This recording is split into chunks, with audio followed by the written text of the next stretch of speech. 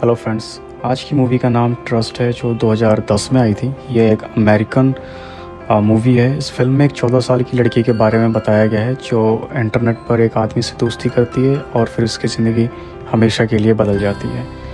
तो चलिए इस मूवी को शुरू करते हैं। मूवी की शुरुआत एनी नाम की एक लड़की से होती है जिसका आज 14th बर्थडे है। बर्थडे गिफ्ट में उससे अपने पापा विल से एक लैपटॉप मिलता है। वो जल्दी एक ऑनलाइन चैट रूम में चार्ली नाम के एक लड़के से मिलती है। चार्ली शुरू में 16 साल का होने का दावा करता है। एनी अपने पापा को भी उसके बारे में बताती है। फिर हम स्कूल का सीन दिखाया जाता है। एनी अपनी उम्र के लड़कियों के साथ हैंग आउट करते हुए देख रही है। सेरेना नाम की लड़की जो उन्हीं के स्कूल में एनी की सीनियर है, एनी को उसके भाई पीटर के साथ पार्टी में आने को कहती है। एनी अक्सर चार्ली के साथ चैटिंग में बिजी रहने लगी थी। खाते पीते बस चार्ली करती रहती थी। उसका भाई पीटर समझ जाता है कि एनी किसी लड़के के चक्कर में है और फिर एनी बताती है कि चार्ली फुटबॉल प्लेयर है और उसकी मॉम टीचर है और पापा ESPN में गवर्नमेंट जॉब करते हैं। उसके बाद फिर हम एनी को चार्ली के साथ चैटिंग करते हुए देखते हैं जो एनी से उसकी फ़ोटो सेंड करने को कहता है। एनी कई सारे पोस्ट ट्राई करने के बाद एक फ़ोटो उसे सेंड करती है। चार्ली उसकी फ़ोटो देख के ही उसका दीवाना हो जाता है। अगले दिन एनी चार्ली की फ़ोटो मांगती है। चार्ली उसे कन्फेशन करना चाहता है और बताता है कि वो 16 साल का नहीं बल्कि 20 साल का है। यह जानने के बाद एनी थोड़ी सी अपसेट हो जाती है क्योंकि उनके बीच एज डिफरेंस थोड़ा ज़्यादा था। लेकिन जब चार्ली उसे अपनी फ़ोटो सेंड करता है, एनी उस हैंडसम बंदे की शक्ल देख के बहुत खुश हो जाती है। रात में चार्ली और एनी के बीच काफ़ी एरोटिक चैटिंग होती है और वह एक दूसरे के काफ़ी अंदर तक घुस जाते हैं। एनी उसके बारे में सोच कर ब्लश कर रही थी। अगले दिन एनी की मॉम को पता चलता है कि सेरेना एनी की स्पोर्ट्स ब्रा का मजाक उड़ाती है, इसलिए उसने एनी से परफेक्ट ब्रा खरीदने को कहा। लेकिन उसकी मॉम को लगता है कि सही वक्त आने पर वो उसे खुद बता देगी कि उसे कब क्या पहनना है और उसे सेरेना जैसी लड़कियों के लिए खुद को बदलने की कोई ज़रूरत नहीं है। रात में एनी फिर से चार्ली से चैट कर रही थी। इस बार चार्ली उसे अपनी एज 25 साल बताता है। यह सुन के एनी पगला जाती है और पूछती है कि वो उसे इतने सारे झूठ क्यों बोल रहा है। चार्ली एनी को फ़ोन करता है और थोड़ी देर के बाद चार्ली एनी को मना लेता है। फाइनली दोनों मिलने का प्लान बनाते हैं। उसके बाद हमें दिखाया जाता है कि पीटर फर्दर स्टडीज़ के लिए कॉलेज जाने की तैयारी कर रहा है जो उनके घर से बहुत दूर है, इसलिए वो वहीं हॉस्टल में रहेगा। एनी मॉल आती है क्योंकि आज चार्ली उससे मिलने आने वाला है। जब चार्ली वहाँ आता है तो एनी को शौक लगता है क्योंकि चार्ली ना तो 20 का है ना 25 का, बल्कि वो तो उसके पापा से भी काफ़ी बड़ी एज का लग रहा था। एनी को अब समझ नहीं आता कि वो क्या कहे, कहाँ जाकर रोए। चार्ली उसकी सुंदरता की काफ़ी तारीफ़ करता है। उसे फील होता है कि एनी उसे देखकर जरा भी खुश नहीं है, लेकिन चार्ली उसे समझाता है कि प्यार में उम्र नहीं देखी जाती।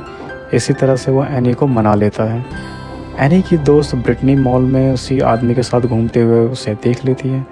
चार्ली एनी को आइसक्रीम पार्लर ले जाता है जहाँ वो एनी के बारे में काफ़ी अच्छी बातें करता है जिनसे लड़कियाँ खुश हो जाती है।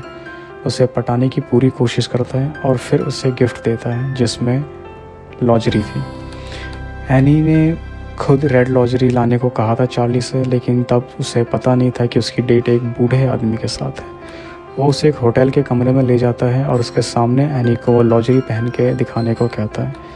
चार्ली उसकी फिगर की काफ़ी तारीफ़ करता है और धीरे धीरे उसे बहका के उसके साथ इंटीमेट होता है। और चार्ली ये सब रिकॉर्ड भी कर रहा था, मतलब चार्ली ने ये सब पहले से प्लान करके आया था। इस मुलाकात के बाद से चार्ली एनी को मैसेज करना बंद कर देता है। वो उसे कई सारे मैसेज करती है लेकिन चार्ली कोई भी रिप्लाई नहीं करता। इस वजह से एनी स्कूल में अपने दोस्तों से भी काफ़ी रूड बिहेव करने लगती है। ब्रिटनी समझ जाती है और एनी से उस आदमी के बारे में पूछती है। एनी उससे बताती है कि उन लोगों ने मोटेल के रूम में कांड किया था। ब्रिटनी को लगता है कि एनी को उस आदमी ने यूज़ किया और वो इस इंसिडेंट से की खबर अपने प्रिंसिपल को दे देती है। एनी को पुलिस हॉस्पिटल ले जाती है। पेरेंट्स को इन्फॉर्म किया जाता है। उन्हें इस बारे में कोई खबर नहीं थी। उन्हें ये भी नहीं पता था कि एनी का कोई बॉयफ्रेंड भी है। और जब उन्हें पता चलता है कि उसका बॉयफ्रेंड 35 साल का है तो वो दोनों शॉक हो जाते हैं। एनी का फिजिकल एग्जामिनेशन किया जाता है और कांड की पुष्टि होती है। एनी एजेंट डब होता है इस केस की जांच करता है और उन्हें बताता है कि सस्पेक्ट एक ट्रैवलर है जो यहाँ सिर्फ एनी से मिलने आया था। उस लॉजरी को भी जब्त कर लिया जाता है जो चार्ली ने एनी को गिफ्ट करी थी। बाद में एनी के लैपटॉप की भी जांच की जाती है। चार्ली की लोकेशन जानने के लिए एनी से उसे मैसेज करने को कहा जाता है। चार्ली का रिप्लाई आता है, वो उसे कॉल करता है एक प्राइवेट नंबर से और एनी से पूछता है कि उसके पेरेंट्स कहाँ हैं। एनी बताती है कि वो मूवी देखने गए हैं, लेकिन तभी लिन, जो कि एनी की मॉम है, का फ़ोन बज जाता है। चार्ली समझ जाता है कि उसके लिए जाल बिछाया जा रहा है, वो फ़ोन काट देता है। इस वजह से पुलिस उसे ट्रैक नहीं कर पाती। चार्ली एनी का नंबर ब्लॉक कर देता है। विल चार्ली को पकड़ने के लिए न्यू जर्सी में एक प्राइवेट डिटेक्टिव फर्म को काम पर रखता है, लेकिन ये भी बेकार साबित होता है। उन्हें पता चलता है कि चार्ली अपने आईपी एड्रेस को लगातार छुपाता है ताकि उसकी लोकेशन चेक रिपब्लिक के रूप में दिखाई दे। एनी हॉस्पिटल के काउंसलर गेल फ्रेडमैन से मिलने लगती है। उसे बताती है कि वो चार्ली से प्यार करती है और मानती है कि चार्ली भी उससे प्यार करता है। चार्ली की पहचान अभी तक नहीं हो पाई थी, लेकिन डीएनए सबूत से साबित करते हैं कि उसने पहले भी कई लड़कियों का असॉल्ट किया था। यह सब जानने के बाद एनी घर से भाग जाती है और गेल फ्रेडमैन के घर जाती है, जहां वो उससे कहती है कि अब उसे रियलाइज़ हुआ है कि उसके साथ गलत हुआ है। चार्ली उससे प्यार नहीं करता था, बल्कि वो तो ना जाने कितनी लड़कियों की ज़िंदगी बर्बाद कर चुका है, और वो अब तक यह समझती रही कि चार्ली उसे प्यार करता था, लेकिन चार्ली ने बस उसे यूज़ किया।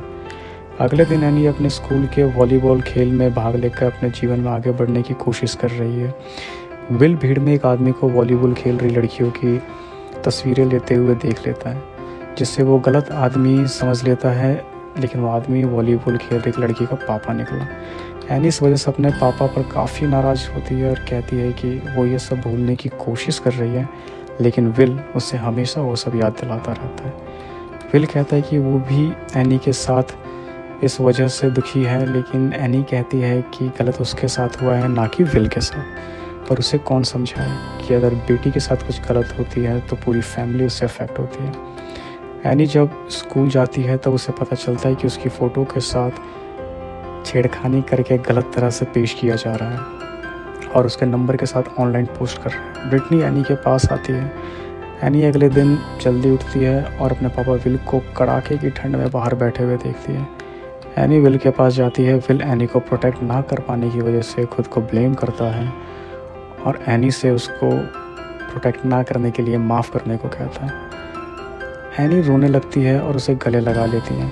बाद में हमें पता चलता है कि चार्ली का असली नाम ग्राहम वेस्टर्न है। वो स्कूल में फ़िज़िक्स का टीचर है। उसकी एक पत्नी और छोटा बेटा भी है। और इसी के साथ ये मूवी यहीं पर ख़त्म हो जाती है। एक 14 साल की लड़की जो दोस्त बनाने के चक्कर में एक गलत आदमी से फंस गई और इस गलती का बोझ वो सारी ज़िंदगी ढोएगी। कमेंट करके बताइए कि ऐसे आदमी के साथ क्या करना चाहिए। चैनल को लाइक और सब्सक्राइब कर दीजिए। मिलते हैं नेक्स्ट वीडियो में, तब तक के लिए बाय बाय।